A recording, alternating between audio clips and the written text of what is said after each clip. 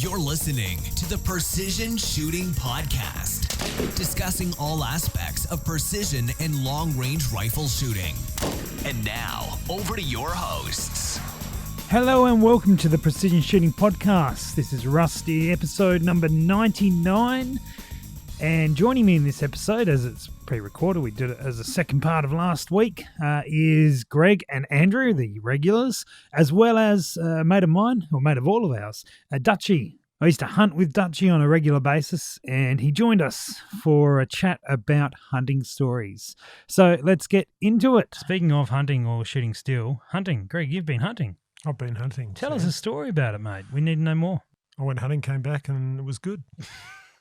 Cool story, bro.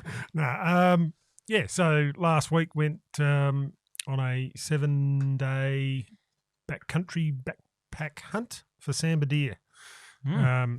And it was freaking wicked, to be honest. Wasn't successful in the end, just to cut to the chase, but just being out there, it was wonderful. Beautiful country, learnt lots about gear and food and pack weights and sleeping gear and strategies like the wind thermals and all that sort of stuff. So, basically we just hiked into a fairly remote part of the Alpine National Park, and there was sambar deer for the taking, and blew a few of those hunts out, unfortunately. Mm-hmm. You saw a lot, didn't you? We did see a lot. So the spot we went to, we're pretty fortunate to have. And the first afternoon was just hiking in there, and then the first day we spent just glassing, and we got lots of eyes on. Mm-hmm. And then we planned to hunt for the next day. I think the next couple of days we blew both hunts, basically just learning the thermals, the way the wind shifts. It's a little bit more complex than sort of like South Australian wind, where it's fairly consistent on what happens. Okay. Whereas the snowies, it sort of shifts and changes, and you get a lot of swirling in the gullies and sense the big player. Right. So we learn a lot about that in terms of like at night thermals tend to slowly drift down the side of the hill. As soon as your sun comes up, the thermals turn around and start going back up the hill. Mm-hmm. So you've got to sort of time your stalks. You've got to get the contour. When you contour for deer, you've got to get the right height, so the right attitude on where they're hanging out. So, it was a really good trip. Very beautiful place. Right. It's not just because Simo was there. Yeah, Simo, and we had a very entertaining trip. Lots of jokes, lots of laughs. They're two good mates of mine that, we basically have been hunting together since we were at school. Mm-hmm. A couple of good mates out in the bush, and just had a brilliant trip. Nice. Yeah, we had to get out of there due to weather, unfortunately. Snow dropping to possibly low level, so we didn't take any chances because we wouldn't have got out of there. Yeah. So we had to bail to a probably more hunted out area, which was just there weren't as many deer. But since we had a taste of this remote area, it's like we've got the bug and we've got it bad. Yeah, and we're already looking at gear changes and there's talks of chopper drop next year into an even further remote place. So we've already got pricing for that. So wow, it's all moving along pretty rapidly. So how much did the chopper cost to buy? Yeah. You beat me to it, Andrew. With my face on the side of it? Nah. So, he's more of a blimp man. Yeah. The only thing with the For those of us that can't afford a chopper drop, what are our options? Walk. Lots of training. So this Sounds like you went for a weather lesson, not a hunt. Yeah. The thermals went up during the day and down. It's not simple. It's the wind's different there. It doesn't blow like the wind here. Yeah. It's an education. If rain's you haven't done it, the rain's definitely wet. Thanks, Greg. Yeah, I forgot where we were at. 45 degree slope in Victoria is not like a 45 degree slope in South Australia, I'll tell you what. 46. Yeah. So a lot of training went Feels into like it. 48. I think we were training for about 3 months before. So that's most nights after work, putting the pack on and going up hills. And that still wasn't enough. We really needed to train more. It's pretty extreme. Like we were burning 2 nights when we sat for dinner at camp, at base camp. My calorie counter was at 7,000 calories. So I was up to 7,000 calories by that point on my watch, on my heart rate watch.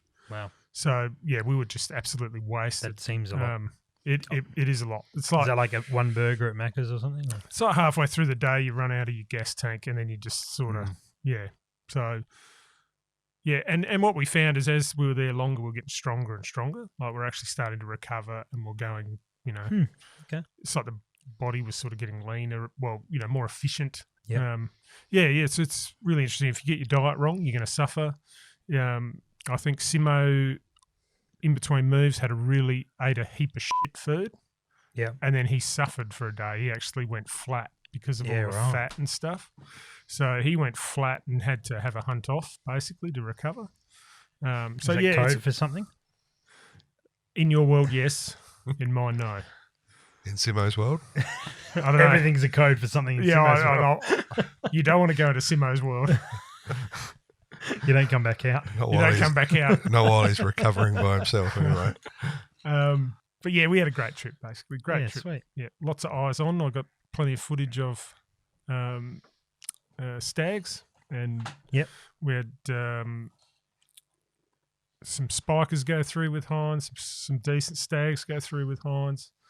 We had what the Baron nicknamed Loch Ness, which was this huge stag sitting right up on this hill about 2 k's away. Yep. And he kept coming out on that ledge each night, and he had a huge set of antlers on him. And the one time we set up for him, he didn't come out in typical hunting fashion. But sounds all right. Yeah, we want that fella. We want to get him. So he's our target for next year.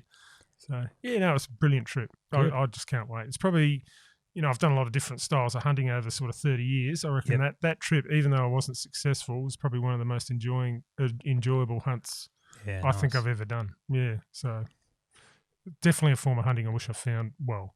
Put more effort into 20 years ago. Yeah. Andrew, you've been on many hunts over the years. Have you ever had dramas with weather stopping you from hunting or changing or whatever? Yeah, regularly up in the Territory when I was there. You get some pretty significant downpours that'll keep you in the one spot for a few days. It becomes an inland ocean, doesn't it, up there, pretty much? Yeah, you're like, this place looks pretty cool. We'll set up camp here, and literally, you've got 6 or 8 inches of water running through it within an hour or so. Yeah. So I did limited hunting sort of down in the sort of Victorian high country when I was there. Yep. Generally speaking, when it got to like really, really cold and snowing, I just found a pub. But no, more sort of changed. No, I'm married with kids now. I don't even get to go to a pub these days. But yeah, it's for me. It hasn't really been weather normally. I mean, I've been on those hunts in sort of Western Queensland and sort of northern New South Wales, where it's sort of topping 50 degrees or more in summer, and it's sort of the opposite from the snow. It's just so oppressive, the heat. You just can't really do a lot. Ironically, some of those trips have been the best as far as the numbers of pigs and goats shot, because they just have to come into the water 2 or 3 times a day. So set yourself up a little camp 200 yards from the water and just wait for the targets to appear. Yeah, nice. So yeah, probably sort of the opposite from what Greg was experiencing. Greg, I don't know if you remember the night we went up in the Mallee one night, and it was in January one year, and we went out there. It was looking like it might rain. And I reckon it was you, me, Sean, STS Sean, and Dan. And we went out there. Oh, yeah, I remember. You remember this trip? Yeah, I know the one you're getting. And so we were plan was spotlighting. And we were hoping to get foxes. On this property, we usually get quite a few foxes. So we're on the ute, and it's looking a little dicey for weather. Clouds coming in and stuff. We'll give it a go. We'll get out there. I reckon we went out for about 45 minutes, and we clocked about 6 foxes. Yeah, we had a good night from memory. For 45 minutes, and then the rain came down. And hard.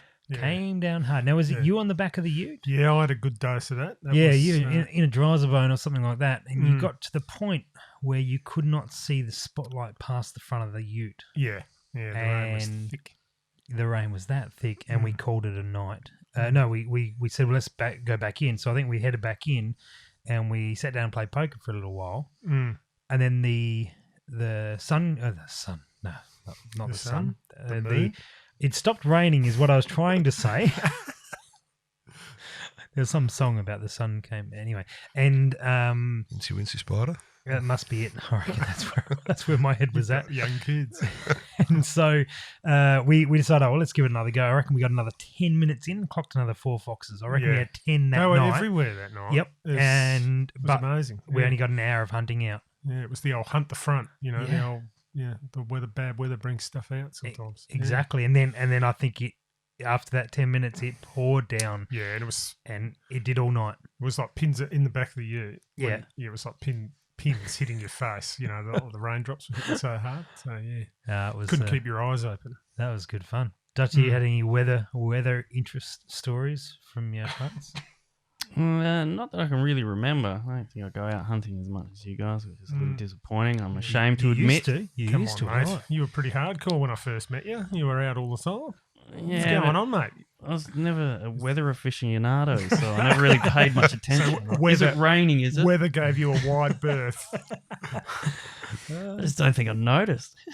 Yeah, now the big ones too, like I remember going northwest New South Wales. And, and the rain just pissed down. Like we got the rain in South Australia at the time was some record, like highest rainfall in 24 hours on record or some stuff. Yeah, right. And wasn't that night we went up to the Mallee, was it? Because that felt like it. Yeah, anyway, and then it came east and dumped on New South Wales, and then all of a sudden our hunting ground turned into an ocean. Yeah, right. And all the bull dust turned into mud. And it was actually pretty stressful driving around because the water out there, when it gets wet, the mud is just below the crust. Yep. And you can't read the crust very well, Yeah, okay. And if you go on any low area, the crust breaks and you just drop into just pure mud. So we had to do all these wide berths around. We eventually actually, on the last day, on the last night, when we're doing our last little lap, we got bogged. We got severely bogged. It cost us a carton, but we got out of there.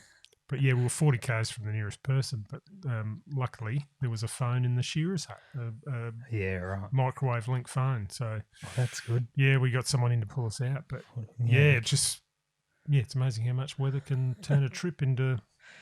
Yeah, I've had the opposite where we've had that. We're probably 100 k's south of Broken Hill. I reckon you've been there, Greg. Yeah, I've been there. Does you've been there as well. But that we were there one time and it was 52 degrees. Something ridiculous. And so we weren't shooting a lot during the day. It was at night. It was sensational weather. But during the day, I think there was a house there, and we were meant to be staying in the shearers' quarters. And we kind of went, it's so hot. There's nothing going on in the shearers' quarters, and no aircon or anything like that. Not much shade either. You're either inside, but you couldn't get it sort of out of the sun if you're outside. And I think so. We sat on the veranda for a while and played poker. Then I think after a couple of hours of doing that, we crept ourselves inside the house. Stinky hunters sneaking in the house. And that the property owner wasn't there. The guy who would normally live there.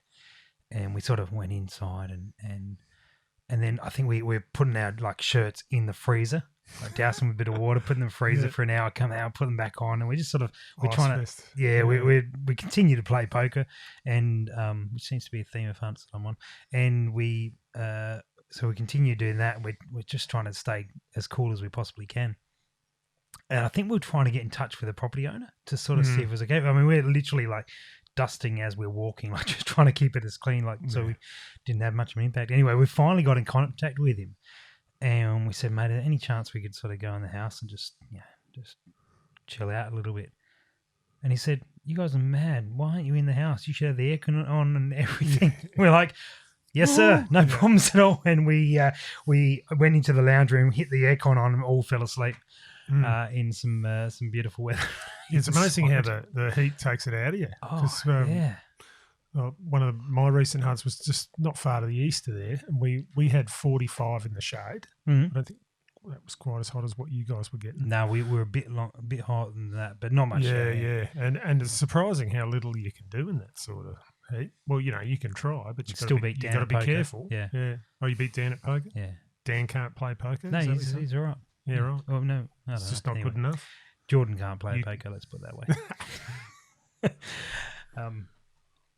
Yeah, did you guys get lost at all while you were over in Victoria? No. No, you're on We've top all of it. got, in the car we had hammer, in the, Yep. on the ground we all had GPSs. We're pretty well prepared. We knew exactly where we were going. We knew exactly where we were camping. Mm. We're well prepared. We had topo map backups. I would expect from you, Greg, you'd have all that Yeah, covered. you don't want to muck around when you're carrying packs around and stuff. You don't want to go and do it half-assed. If you're in the car, you can probably do it half-assed. But yeah, when you got a lug, like I was up around 30, just over 30 kilos when I went in, so I was pretty heavy. I didn't want to do any extra walking things. The other guys were a bit lighter than me, but Yep. yeah, it's hard, Yakka. You don't want to do any extra than you have to. Andrew? I get lost all the time when I'm out in the bush, like all the time. I'm hopeless. You get lost coming here sometimes. Yeah, I do. Yeah. Anything particular? And do you remember a particular occasion? Oh, I got lost up in sort of southwest Queensland on a big property and just ligged them and Like Yeah. spun around. sort of this, I don't know what sort of scrubby, crappy looking trees they had up there, but they were just, it was all the same. Yeah. No matter where you looked, it all looked the same. There's just no landmarks. And so I'm just wandering around going, I'd resigned myself to the fact I was going to spend the night out there and had nothing but my rifle and, a couple of packets of ammo. I'm like, this is crap. And end up coming across like a big mob of pigs and just, I got like 20 pigs in a minute. Food sorted then. And it wasn't so bad after that, was it? Yeah, I was kind of like, wow, this is all right. Yeah, if I'm And then going- I kind of like, as I'm walking to get the last one I'd shot, because they're pretty retarded pigs, they just sort of like stood around and they started moving off a little bit after, a dozen of their buddies got killed. But so I'm like, went to get the furthest away one. I look up and there's my car like 200 yards away. I'm like, cool. They were just as lost as you were. Yeah, they're like, dude, where's that shooting they coming were from? leading you to your car. And giving me And a you life. killed them all, you monster. I did. It was good. Yeah. But yeah, that's so moral of that story is just get lost. Just don't pay attention to where you're going. You probably have a good hunt. Yeah. Well, Dutchy and I were on a hunt where we got lost up in New South Wales again. Actually, that was the first hunt I shot a goat, and I remember the goat that I shot was doing its business on another goatess, and 2 for 1? well. It's funny. So the guy's like, "Oh, shoot the goat, like your first goat. May as well get a rooting goat." Oh, all right, good way to go out, I guess. So I shot this goat, and they're like, "You didn't get it." I went, yeah, I did. They're like, "No, isn't it? There's the goat still rooting." No, I definitely got what I was aiming for. And they go, "Well, no, you didn't get it. Shoot that one." So, all right, no worries, bang. So I knocked another one off. Well, what they thought was the same one. We walked over and there was 2 dead goats that were both on the job, and so that was kind of good. And then I think we tried to shoo the mob off because we weren't meant to shoot heaps of goats there, and Jordan had to kick one in the face to make it leave. Yeah, right. Yeah, they just anyway close. But that later on that trip, so it was Dutchy, myself, Jordan, and Mike, who's from the US, Mike Forrest, was over here. And I think it was the last night. Correct me if any of this is wrong, Dutch. I'm sure you will. But I thought you'd clean that original goat story up a little bit for the radio because I thought there was like 5 or 6 goats surrounding that poor nanny goat. there was heaps there. Yeah. No, I just shot the one. Yeah. I shot the 2. I'm pretty sure more than 2 of them had a goat, and they had that one nanny pinned up against a tree or something like that. Yeah, no, you're right. You're right. I really feel you tidied that up. It Was was that like a swingers club of goats? I just brought the details in Not that were exactly. relevant to the story, but it was a bit more of a goat bang, I reckon. A fair old goat bang. It was on. It was on several times, it seemed. And so anyway, that night we end up, the last night I think of the trip, we end up fairly south of the property. So we were at the point where Jordan didn't know the property from there. And I think it was probably 1 or 2 o'clock in the morning, and we've decided, all right, we're pretty much done for the day. We're going to grab a couple of goats, like younger ones, that we can take back, prepare, hang them up, and do all that sort of gear with it. And then and we're good. Been a good trip, good fun. And so we'd had a very successful night. I reckon we knocked lots off, and so we've decided to call it. And so we've knocked these 2 young goats off, and got driven over there, the 4 of us in the Hilux, and thrown them into the back. And then rather than going back to the same track, we've sort of gone along the fence line, because there was another, where we thought the track curved around about 40, 50 metres in front of us. So we've driven down there, gone through the gate, heading back up towards where the station house was. Open the gate, close the gate, as you're meant to do. Drove along this path, and drove along this track, and sort of 200 or 300 metres, track disappears. And we've gone, okay. So we're kind of trudging along a little bit, going, well, it was pretty straight track. I'll assume it's going to come back up somewhere. And I think we probably went 100, 200 metres and went, this track's not coming back. So we turned around to go back to the track, and don't know how far we turned around, but clearly too much or not enough, and we couldn't find the track again. So we thought, all right, well, we know there was a fence line back there somewhere, so we'll head that way back towards the fence line. We must have got ourselves spun around a little bit, because couldn't find the fence line. So we've called a conference with the 4 of us at 3-something in the morning, and said, right, well, we know the property is, or the house is north of where we are. We know the main road is west of where we are, so we shall decide to either travel north or travel west, or anywhere in between. Of course, no reception. We didn't have a lot prepared for offline maps, general sort of station run. We just drove around the station. And so we're driving along, north, just, sort of avoiding rocks and trees and bits and pieces. And we've come into this semicircle of trees. I don't know if you remember this, Dutch. But we've driven in the semicircle, and effectively we could not go north or west. Either would drive into the semicircle. We'd have to decide to go south or east, or some way to get out of this and then try and go around it, which at probably by this stage 4 in the morning, I wasn't willing to do. So I've eyed off this semicircle of trees. Well, I think key to this story is also letting your listeners know that this is the point when you realise your Hilux has a compass in it for a reason. Yeah. I don't know if any Hilux owners have noticed that little thing that goes NEW that's up there on the dash. That was an aftermarket one that I put on there. Oh, there you go. Yeah, they don't have a factory one. No, that was one I put in. So you've even got less reason to not notice it. So I put it there, and this is where we were going, north or west. So that's what we were following. And so anyway, we're driving along and going, okay, well, we've got to get through this. And I've eyed off a tree and kind of went, I'm driving up to it, and the guy's going, what are you doing? And I said, see if this works. Floored it, banged straight into the tree, bull bar into the tree, and I'd picked the right one, it seemed. The tree just fell over.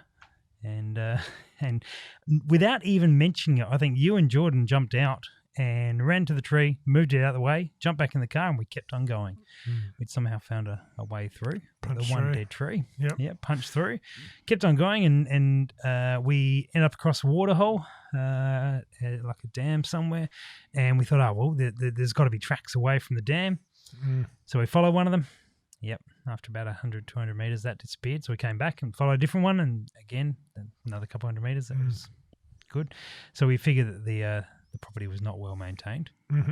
And we kept on driving our northwest plan, and eventually we came up to a fence and found the gate.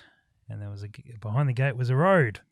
We figured that was the main road back up towards Broken Hill. I believe that you were the only one who could get the gate open as well. Well, I was going to mention this part because it was my favourite part of the entire challenge, because over the course of that weekend, I don't know if you guys remember, but you guys were getting stuck on me for being a city boy, which is fair, and I'll cop it.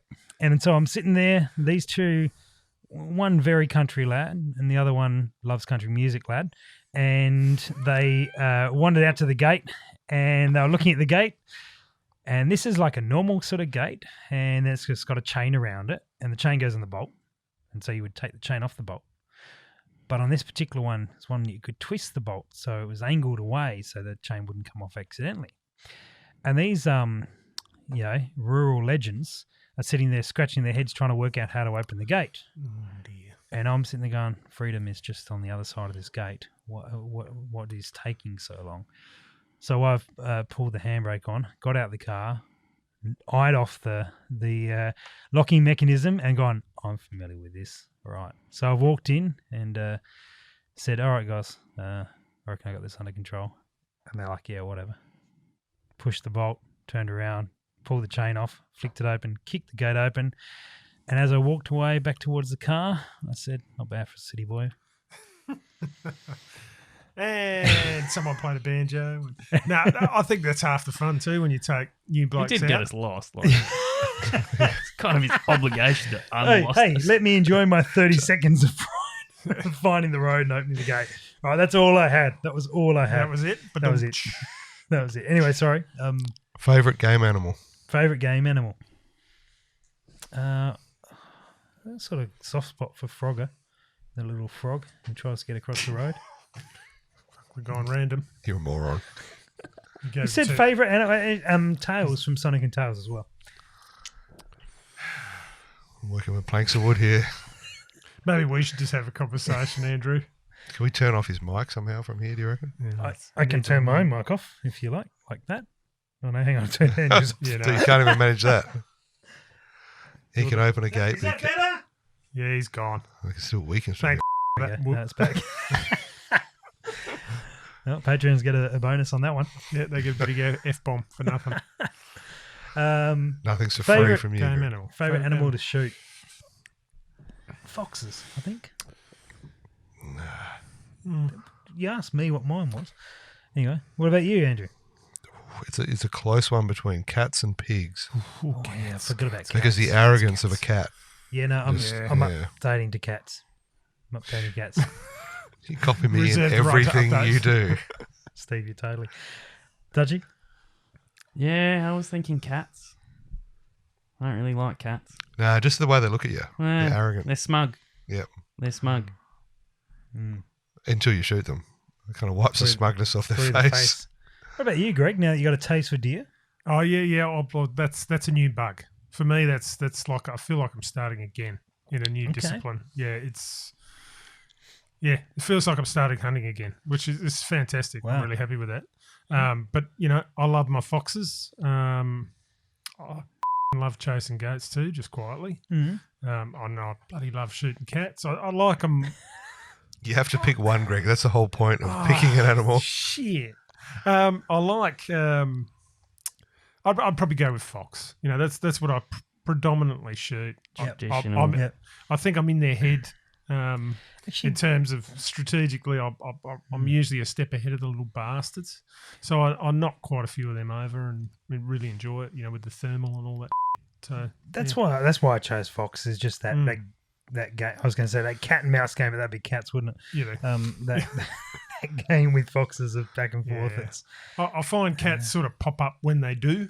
It's not a lot of hard strategy you can put in place to just shoot lots of cats. You're out doing your thing and then a cat, giddy up. it's a bonus, isn't Yeah, it? it's a big bonus, though. Yeah, it's a huge bonus. I don't do- take it lightly.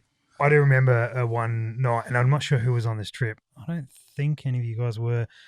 Back up in the Mallee, and we're driving along. We're driving to the property. So no, all guns are locked away or whatever. And this cat has run across the road and stopped. And we've pulled up as quickly as we can. Guys are just reaching for whatever, and there's 3 dudes chasing a cat with a knife, with knives each. Please tell me you got it. Moving on. Yeah. I believe I was there. I believe I You were witnessed there. that. You Yeah. were there. Yeah, that was quite amusing. I know one game We definitely scared it. Don't worry. Oh. It was scared. Very. I know one game animal that has eluded you on a regular basis, although it's caused you dramas, Greg. Mm-hmm. One night we were up in the Mallee at that same property, and 5 times that night you pulled up to get eyes on a reflector, Oh, reflectors. and are it was the the bane of my same existence. reflector every time. Hell, I have bad nights on reflectors. I'll tell you right now. There's Some of the a few around properties with I bullet go- holes in them. It's like because as soon as the light hits the reflector, I'm like, we're on. But it's like, ooh, no, we're not on. See, gentlemen, we've now uncovered the real reason he likes Hey. thermals. Any true spotlighter knows reflectors mess with their world. Yep. Reflectors don't look like eyes. I know. And they don't generally move either. And they're usually in the same spot they were last time. My reflexes are too fast. And the other 4 times that previous night as well. You seem to have a musical bent on tonight, Dutch. I think you probably should share the music-related hunting story. Oh, what, banjos? Have you got any banjo stories? The kazoo. Banjo hunting stories? Is Oh, that what- yeah, the kazoo. Ah, The kazoo. that was a big trip, that The one. kazoo hunting story. I was there for that. I was a bit miffed initially, but anyway. Keep going. As most were that weren't in on the kazoo. So tell us what happened, mate. It was a bit set up. It was extremely set up. There was It's well done. a hunting trip, and we were discussing how we would torment the other people we were going with. Well, the guy who was coming with us for the first time, a workmate. Yes. Yeah. Yeah.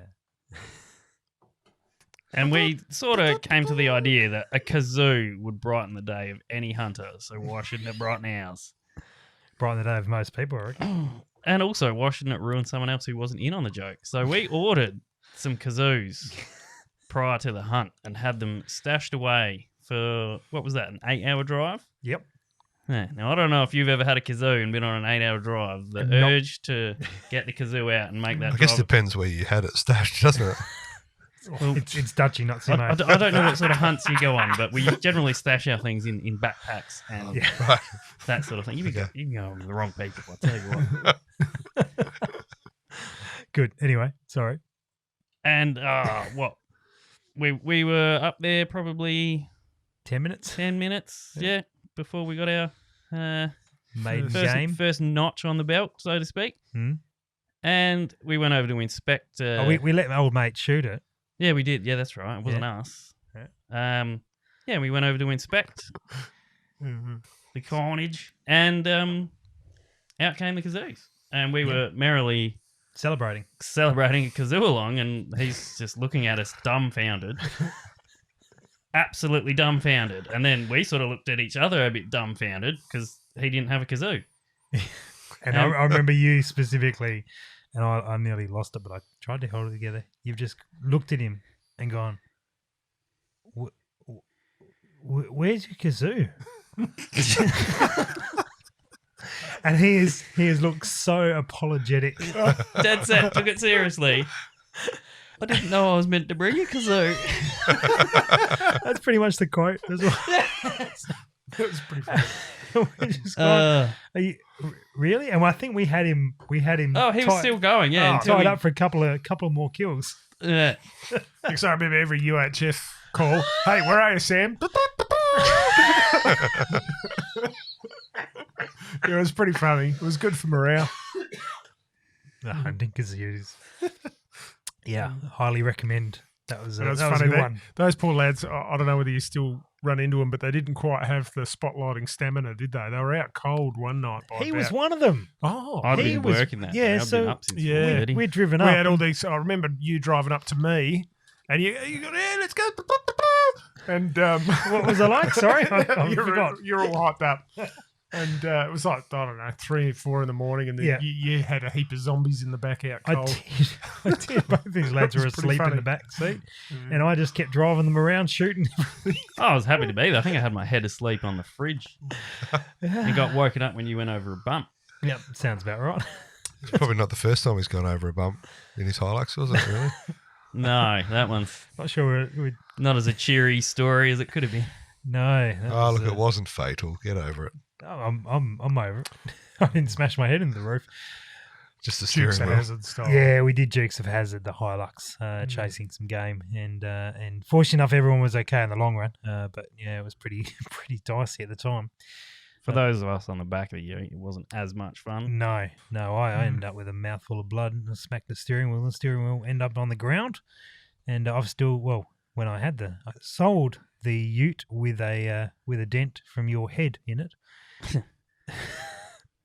That was pretty dicey when things go south. That's all the injuries I've seen on hunting trips have either been knives, cutting up game, or vehicle related. Yeah, usually stubble running. I see Yep. guys come unstuck on stubble running, and I guess for the uninitiated, what I mean by that is, once the crops are down, is running across those fairly quick after foxes, and usually there's a little surprise in the stubble somewhere or just off the stubble, which Wombats. results in cars going flying into the air. Or cars stopping. Yeah, very people suddenly. flying, yeah, yeah. and the people keep going and skidding across, and a lot of there's a lot of accidents related to that across Australia. Oh, we changed the way we do everything from that incident. Yeah.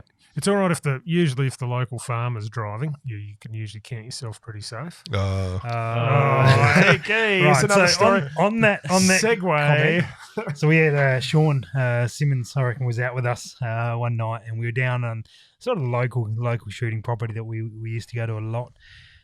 Dutchy was there, I was there, Sean was next to me, and he wasn't he'd been spotlighting once or twice, I think, at this point in Australia while I was out here from the US, and Tom, the farmer, was driving, and so we're on the back of the ute, and Tom gets whiff of a fox, and we didn't get the shot on it. I can't remember whether we missed or whatever at longer range, so we decided to chase it. Dutchy's got a 308 in hand. I've got the spotlight, and I think Sean's got a shotgun. I think he was running a shotgun. I think he was running a shotgun. Anyway, we are pelting along behind this fox, and I've said to Sean, all good, mate. All you worry about is you hold on. All right, that's all I want you to do is just hold on. And I'm just, sort of saying, it's all good. Don't stress, mate. We do this fairly often. Tom's, good driving. We're all good, and we're flying down this paddock, and we're getting close towards the end of this paddock. There's a pretty solid fence on the end of this paddock, which, I said to Sean, that's all good, mate. That fox can't run through that fence. It's got to stop to try and work out its way through. One thing I've noticed in all of these stories, the people on the back of the ute generally see more than the person driving. Yeah. Yeah, so we're They think more than the person driving. so we're flying along behind this fox, and I'm reassuring Sean, saying, mate, it's all right. We do this fairly regularly. It's no problem. You're fine. Just hold on. You just take care of yourself. Don't stress about the other guys. Dutchy will probably nail this shot. No sweat. And so we're flying at this fence, and Tom puts the skids on, and we come to a stop, like, I don't know, half a meter away from this fence, and like it was just absolute textbook. Just the ute stops, the fox is trying to work out how to get through the fence.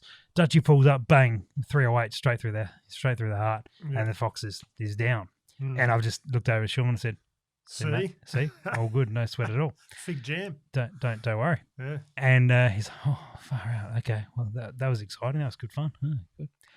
So 2 weeks later, I'm at the pub with Tom, the guy who was driving, and I was telling him about it. I'm like, "Oh man, you impressed Sean there like that night." He was blown away by sort of how it all went down and all that sort of gear. And he's going, "Oh really?" I said, "Yeah. No, you did really well, mate. It's good fun." He said, "Oh, I thought we were going straight through that fence. I had us completely written off. I had no control over the ute, and I thought we were going straight through it." We were in a 4-wheel slide. I've gone, "Well, you covered it well, mate." I think, I'm trying to think which of the American fellas we had over, maybe even several of them out at one time. And my brother-in-law was driving at the time. Yep. And one of them, it may have been Sean or Mike, I can't remember, was taking his time in lining a shot up. And I believe the quote was, they'll die a lot quicker if there's lead in the air. That sounds like something Aaron would say. And it I was prompted rushed shooting and animals getting away, of course. Nothing like a bit of friendly commentary to settle the nerves. Yeah. That wasn't his only classic call. I think the night remains my favourite when Nick, Ignition Custom, Nick was out with us, and he tried to shoot this fox and it didn't work, and I think he's then gone up to it and it's in a rock pile, and he was thinking about shooting it and didn't, because we yelled out, "Mate, don't shoot your shotgun in a rock pile." Fair call. Decided not to. So he picked a rock up and he, I won't say threw, he tossed. nearly like placed it. Yeah, I was going to go with placed. And then he Yeah. placed this rock near this fox. Gently caress this fox with a rock. That's right. And I think Aaron, you can. I believe it Give it a was claim. something along the lines of put your handbag down and have another go, or something like that. I reckon that was word for word, mate. Yeah, I love the way farmers don't mix their words at all.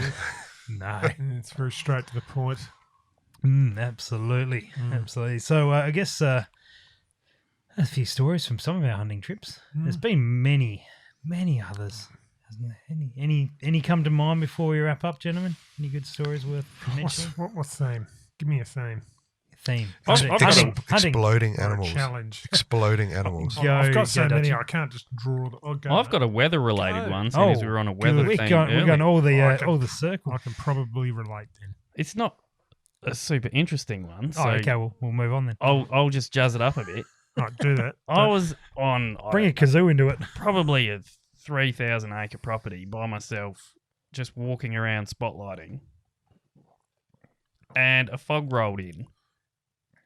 And these were just open paddocks, so there's like no features, just fences. Zero visibility. You're selling it, Yeah. mate. You're selling it. You should And be the real fog estate. rolled in, and I got lost. I got turned around in a paddock about 200 meters from where I entered. And when the fog rolled out, I was well away from where I thought I was. And it wasn't, I lied at the start. It wasn't a 3,000 acre property. It was probably like a 300 by 300 meter paddock. And I got lost in a 300 meter paddock. Yeah. Well, it's like 'Cause closing of the your eyes, fog. isn't it? Don't be so Close your- dramatic. I do that when there's no fog. And I lived there. You live there. I lived there. on.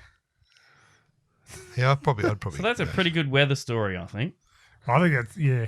Fear the weather. Fear the weather. Fear the fog. Fear the fog, Get a thermal and look straight through it and forget about it. said the rich man, Yeah. who's going to chop her into his next hunt. in his own chopper. Man, I'm 44. I'm not going to around. Let's just put it that way.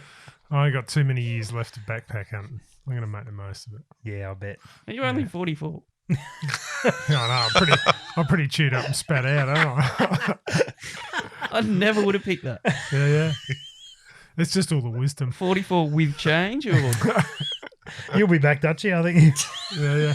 No, you're on the right track to be a star. We'll get you on again. Oh, good. Did have another story which came to mind, and then I've got distracted from you. Whatever it is that you just said about Greg. like 44 in cat years or something. Like, does that make it less or more? I I think that's pretty good, isn't it? Oh, I don't know.